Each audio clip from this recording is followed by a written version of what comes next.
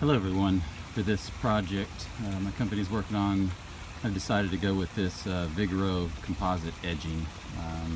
There it is, the label there. And main reason we're needing something that's actually 6 inches in height. That's what this is. 6 inches instead of the 4-inch metal edging. And then also there are an awful lot of wires on this project, so I don't have to worry about driving stakes through any pipes or wires, that kind of thing. But the product is obviously just the same stuff as the composite decking, so I'm not particularly concerned about longevity. It's $30 for 20 feet, which anything that that will last is worth its while. Is going to be a little more expensive, but it does. It's a wood grain and looks okay. There's a green depth indicator line. It's actually on the top of it. As you look at the profile, you can see that the sharp edge down here is for the bottom and the smoother edge is for the top, but the green indicator line is nothing. I think you can ignore it realistically.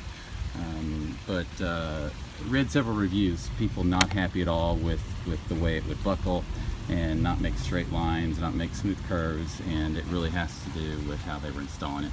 So I'll show you real quickly the proper way to install any kind of edging product, but especially this one, and end up with really nice lines. But starting out, the main thing to do when you get it is make sure you're working on it on a day that's over, say, around 50 degrees, or else it's going to be very, very stiff. And if not, I would say just leave it in your house overnight where it's warm. That's going to take some of the stiffness out of it.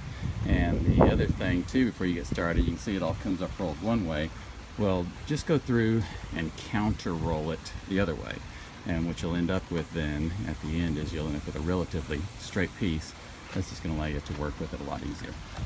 Really the only tools you're going to need is a hammer, some snips. It cuts real easily.